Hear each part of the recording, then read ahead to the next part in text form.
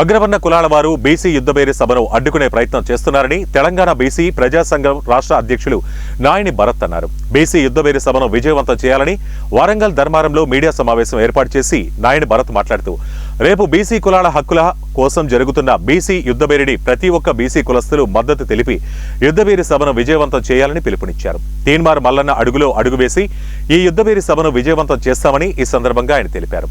అణగారిన కులాల హక్కులకై తెలంగాణ పార్టీ ఆలోచన చేయాలని కోరారు. కులాలు ఎక్కడికక్కడ స్వచ్ఛంగా వాళ్ళందరూ వారికి వారే మల్లన్న గారి కలపత్రాలను ఆవిష్కరించుకుంటూ గ్రామాలల్లో తిరుగుతూ ఉన్నారు. అంటే రేపు దాదాపు 1,00,000 మందికి పైగా వచ్చేటటువంటి ఒక సభకు సంపూర్ణంగా తెలంగాణ బీసీ ప్రజా సంఘం మద్దతు తెలియజేస్తూ ఉన్నాం.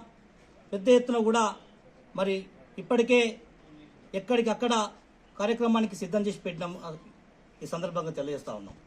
జరిగేటటువంటి కార్యక్రమానికి బీసీలందరూ కూడా బీసీ నాయకులు, వివిధ కుల సంఘాలు, వక్తలు, కవులు, వివిధ రంగాల్లో ఉద్యోగాలలో పనిచేస్తున్నటువంటి బీసీలు, అణచివేతకు గురినటువంటి బీసీలు, వారందరూ కూడా మరి మన వర్గాల కోసం పోరాటం చేసినటువంటి తీన్మార్ మల్లన్న గారి చేపట్టబోయే రేపు కార్యక్రమానికి అన్నగారికి అండగా ఉండి వారి కార్యక్రమానికి విజయవంతం చేయాలని చెప్పి మేము పిలుపునిస్తా ఉన్నాం.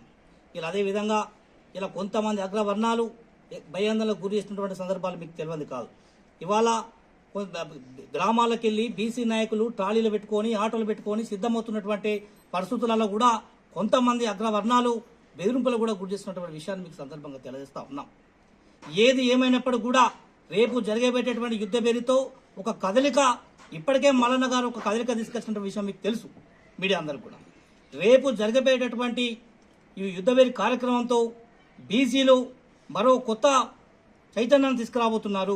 కాబట్టి ప్రభుత్వాలు ఇప్పటికైనా కూడా బీసీల డిమాండ్ను నెరవేర్చి మరి బీసీల పక్షాన ప్రభుత్వం పనిచేయాలని చెప్పి కూడా సందర్భంగా తెలియజేస్తున్నాం. ఇలా ఇంకొక విషయం కూడా నేను మాకు తెలియజేసుకున్నాం. వాస్తవానికి మేమందరం కూడా ఎన్నో సంఘాలు ప్రభుత్వానికి మద్దతు గత ప్రభుత్వంలో ఎస్టీలు కానీ బీసీలు కానీ మైనార్టీలు కానీ నష్టపోయిందని చెప్పే మరి